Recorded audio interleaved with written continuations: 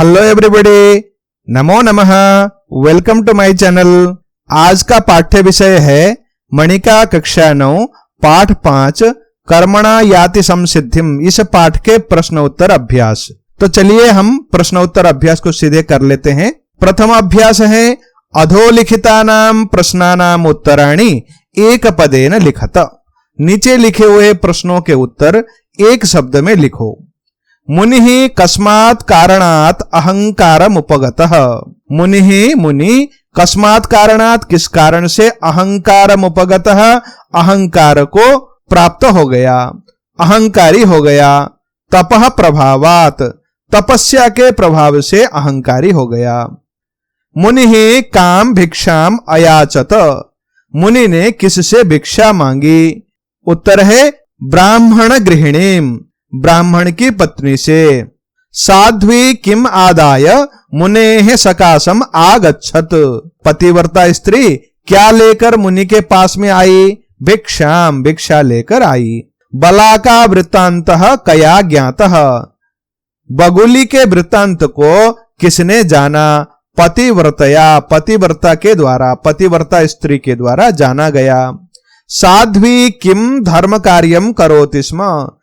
यह पतिव्रता स्त्री कौन से धर्म कार्य को करती थी? भर्तृ सेवाम, अपने पति की सेवा रूपी धर्म कार्य को करती थी। सा मुनिम कस्य समीपे गंतुम अकथयत। उस पतिव्रता स्त्री ने मुनि को किसके पास जाने के लिए कहा? धर्मव्याधस्य, धर्मव्याध के पास जाने के लिए कहा। धर्मव्याधः कस्य भक्तः आसीत्। धर्मव्याध किसका भक्त था?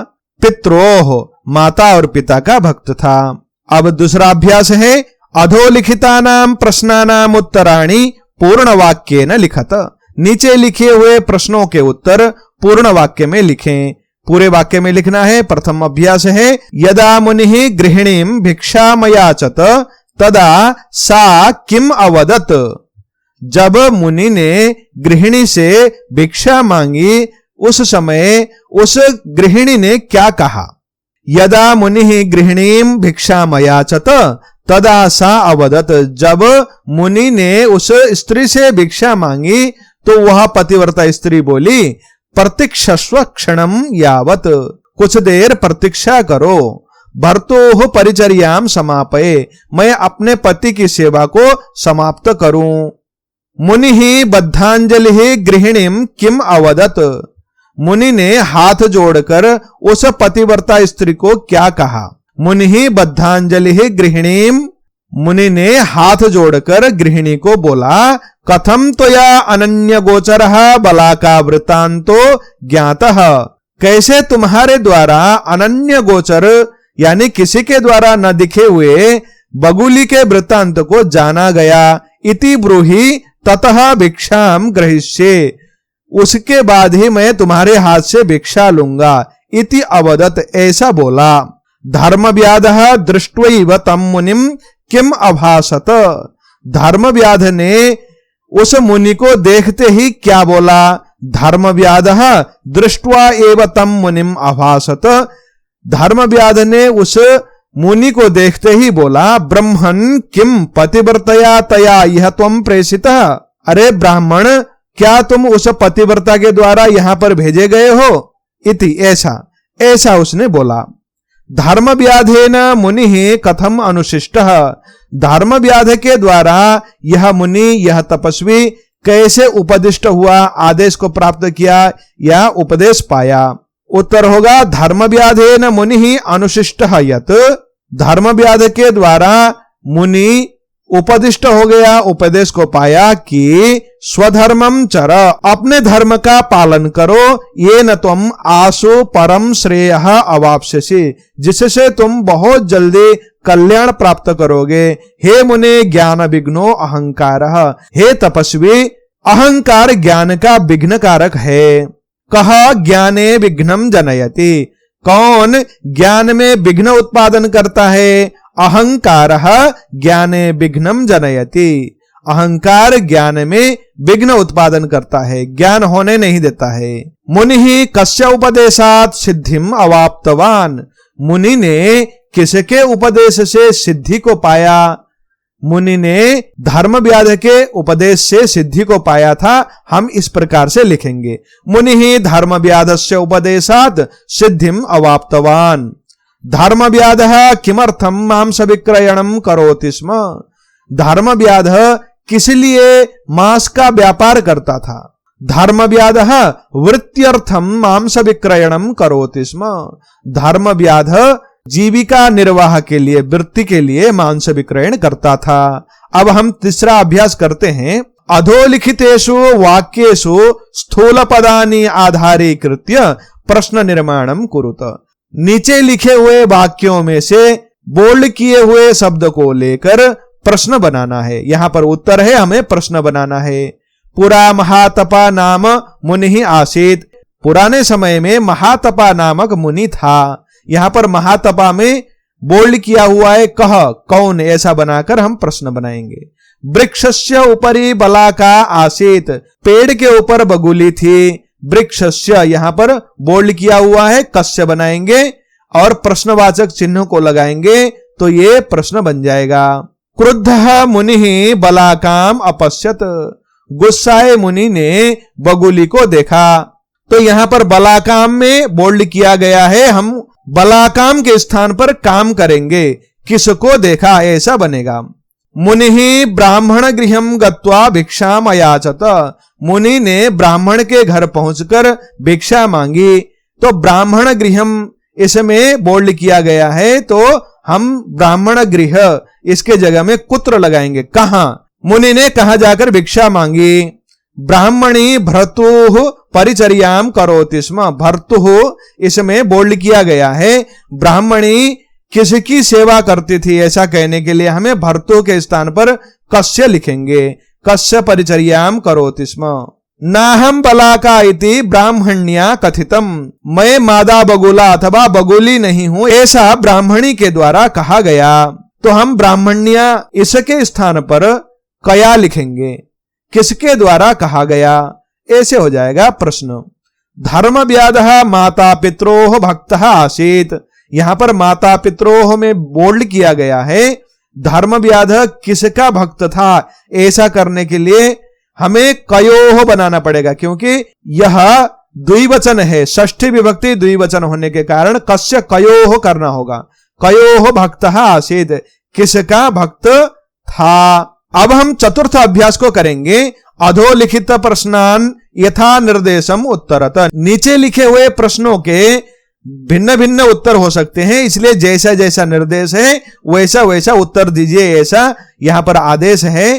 प्रत्येक प्रश्न का भिन्न भिन्न आशय है, इसलिए यहां पर ऐसा लिखा गया है। देखते हैं क्या क्या कहा गया है। आसीत पुरा कोपि महातपा नाम वनवासी मुनि। कोई महातपा नाम का वनवासी मुनि था। अस्मिन् वाक्ये आसीत इति क्रियापदस्य कर्तृपदम किम। इस वाक्य में आसीत इस क्रियापद का कर्तृपद यानी कर्ता कौन है? तो यहां पर मुनि ही इसका कर्तृपद है। साध्वी भिक्षाम आदाय मुनेः अंतिकम आगता।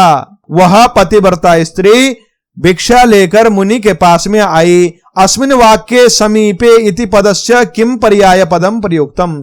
इस वाक्य में समीप अर्थ देने वाला कौन सा पर्यायवाची शब्द है? तो यहां पर अंतिकम पास के अर्थ में रखा गया शब्द है, तो हम अंतिकम लिखेंगे। सह मुनि बद्धांजलि ताम अवदत। उस मुनि ने हाथ जोड़कर उस महिला को बोला। अत्र बद्धांजलि इति पदस्य विशेष्य पदम किम अस्ति। यहां पर बद्धांजलि इसका विशेष्य पद कौन है? तो यहां पर विशेष्य है मुनि ही। मुनि विशेष्य है और बद्धांजलि उसका विशेषण है। सा बिहस्य अभासत। वह हंसकर बोली। अस्मिन् वाक्ये क्रियापदम किम। इस वाक्य में क्रियापद क्या है? यहां पर अभासत क्रियापद है। सच क्रुद्धस्ताम व्यलोकयत। उसने क्रोध में आकर उस बलाका को देखा। अस्मिन् वाक्ये प्रसन्नः इति पदस्य किम विलोम पदम। यहां पर इस वाक्य में प्रसन्न इसका विलोम विपरीतार्थक शब्द क्या है? तो यहां पर क्रुद्धः इसका विपरीतार्थक शब्द है। गृहीतातिथि सत्कारः मुनिः ताम प्रणम्य निरगच्छत। अतिथि सत्कार को पाए हुए मुनि ने उस महिला को प्रणाम करके वहां से निकल गया। अत्र मुनि पदस्य विशेषण पदम किम, यहां पर मुनि शब्द का विशेषण क्या है? तो गृहीता अतिथि सत्कार, अतिथि सत्कार को पाया हुआ यहां पर मुनि का विशेषण है। पंचम अभ्यास को करेंगे। उचित पर्याय पदैहि सह मेलनम कृत्वा लिखत, नीचे लिखे हुए शब्दों का पर्यायवाची शब्द के साथ मेलन करवाना है। हमने इस प्रकार से मेलन करवाया है। देखिए, उपगतः पहुंच गया, प्राप्तः पहुंच गया, शुश्रूषाम सेवा, सेवाम सेवा, आदाय लेकर, स्वीकृत्य स्वीकार करके अथवा लेकर, प्रणम्य प्रणाम करके, नत्वा भी प्रणाम करके ही अर्थ देता है, अवलोक्य देखकर, दृष्टवा भी देखकर अर्थ देता है। ये दोनों पर्यायवाची हो गए। अब छठा है विपरीतार्थक शब्दानाम मेलनम कृत्वा लिखत, विलोम शब्दों को मेलन करके लिखना है। परितुष्ट यानी संतुष्ट होना, इसका असंतुष्ट हो जाएगा। असंतुष्ट होना, आसु जल्दी, चिरम बहुत देर से, लेट करना, अंतिकम पास में, दूरम दूर, गत्वा जाकर, आगत्य आकर, समापये समाप्त करता हूं, आरभे आरंभ करता हूं। अब हम सप्तम अभ्यास को लिखेंगे। अधोलिखित कथनानाम आशयः समक्षम दत्तोऽस्ति तत्र यत् सत्यम एकम तद लिखत, नीचे लिखे हुए कथन और उन कथनों के कई सारे वहां पर आशय को दिया गया है, उनमें से एक सत्य है यानी सच है, और बाकी उस सच को नहीं बताते हैं। उनमें से जो योग्य सत्य है उसको छांट कर लिखना है। जैसे न अहम बलाका इति, इस वाक्य के सर्वाधिक सही है अहम पतिव्रता नारी अस्मि तब क्रोध दृष्टि माम भस्मी कर्तुम न शक्नोति, मैं पतिव्रता नारी हूं, तुम्हारा क्रोध दृष्टि मुझको भस्म करने की ताकत नहीं रखता है, मुझे भस्म नहीं कर सकता है। ये सबसे सही है, इसलिए इसको लिखें। बाकी के मैं हिंदी नहीं कर रहा हूं, वीडियो लंबा हो जाएगा। अब ख को देखिए। मांसानि स्वधर्म इति मत्वा वृत्त्यर्थम विक्रीणे, मांस को स्वधर्म यानी अपना धर्म है ऐसा मानकर आजीविका को निर्वाह करने के लिए, जीवन जीने के लिए बेचता हूं। न तो धनलिप्सया, न तो मैं व्यापार करके धन प्राप्त करूं, पैसा बचाऊं, इस भाव से ऐसा मांस विक्रेता बोल रहा था। तो इसका सर्वाधिक उचित अर्थ है मांस विक्रयणम धर्म व्यादस्य स्वाभाविकम कर्म आसीत, मांस बेचना उस धर्म व्याध का स्वाभाविक कर्म था। तेनैव आजीविका निर्वाह भवति, उसके द्वारा यानी मांस विक्रयण करने से ही उसका आजीविका का निर्वाह होता था। सह धनमात्र लालसया मांसम न विक्रीणिते स्म, वह धन के लालच के कारण मांस नहीं बेचता था। यह वाक्य सर्वाधिक आशय को स्पष्ट करता है। उसके बाद है ज्ञान विघ्नो अहंकारः, इसका ये दूसरा वाला ज्ञान प्राप्तौ अहंकारः बाधकः भवति, ज्ञान के प्राप्ति में अहंकार बाधक होता है, यही सर्वाधिक सही है। चलो हम अष्टम अभ्यास को करते हैं। विशेषण विशेष्य योजनम, क स्तंभे विशेषण पदानि सन्ति, ख स्तंभे विशेष्य पदानि सन्ति, तयोः यथोचितम मेलनम कुरुत। यहां पर विशेष्य और विशेषण का मेलन करना है। क स्तंभ में विशेषण है और ख स्तंभ में विशेष्य है। सामान्य अर्थ में विशेष्य वो होते हैं जो विशेषण को धारण करते हैं। जैसे घोड़ा है, काला घोड़ा, काला विशेषण और घोड़ा विशेष्य। इसी प्रकार से यहां भी विशेष्य और विशेषण को मिलन कराना है। जैसे अनन्य गोचर, किसी के द्वारा भी न देखा गया, उसका विशेष्य है बलाका वृत्तांत, बगुली का वृत्तांत। सर्वविदा पतिव्रतया, सब कुछ जानने वाली पतिव्रता के द्वारा। एका बलाका, एक बगुली अथवा मादा बगुला। ज्ञान विघ्न अहंकार, ज्ञान का विघ्न करने वाला अहंकार, अहंकार विशेष्य है, ज्ञान विघ्न विशेषण है। पतिव्रता गृहिणी, गृहिणी का विशेषण पतिव्रता है। अब हम नवम अभ्यास करेंगे। अधोलिखितैः पदैः वाक्यानि प्रपूर्य कथा सूत्रम योजयत, नीचे लिखे हुए पदों यानी शब्दों के द्वारा वाक्यानि वाक्यों को पूरा करके कथा को पूरा करें। ये कथा हमने जो अभी पढ़ी है उसी कथा का अंश है। चलो हम इस कथा को पूरा करते हुए पढ़ते हैं और इसकी हिंदी भी समझते हैं। एकदा एक दिन की बात है, महातपा नाम मुनि, महातप नाम वाला मुनि तरुच्छायायाम उपविष्टः आसीत्, पेड़ की छाया के नीचे बैठा हुआ था। एका बलाका तस्योपरि विष्ठाम उदसृजत, एक बगुली ने उसके ऊपर विष्ठा कर दी। सा बलाका मुनेः क्रोध दृष्टिया भस्मसात अभूत, वह बगुली मुनि के क्रोध दृष्टि के कारण भस्म हो गई। पुनः एकदा असौ मुनि एकाम गृहिणीम भिक्षाम अयाचत, फिर उस मुनि ने एक दिन एक गृहिणी से भिक्षा मांगी।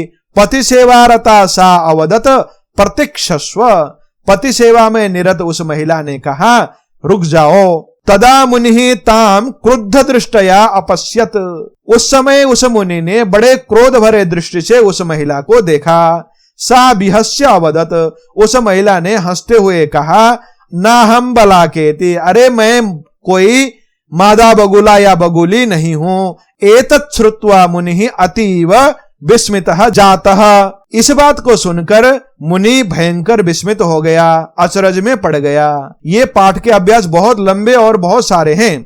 10वां अभ्यास है कथा क्रमानुसारम अधोलिखितानि वाक्यानि पुनः लिखत, नीचे लिखे हुए वाक्यों को कथा के क्रम के अनुसार सीक्वेंस में मिलाकर लिखना है। यहाँ पर यत्र तत्र बनाकर रखे गए वाक्य हैं, उनको हम जोड़कर इस प्रकार से लिखेंगे। पुरा महातपा नाम मुनि आसीत्, वृक्षस्य उपरि स्थिता बलाका तस्योपरि विष्ठाम उदसृजत। इन सब के हिंदी व्याख्या हो चुकी है, इसलिए मैंने उत्तर बता दिया। यहीं पर मैं इस अभ्यास को पूर्ण करता हूं। अब हम छठे अभ्यास में पुनः मिलेंगे, तब तक के लिए नमो नमः, पुनर्मिलामः, धन्यवादः।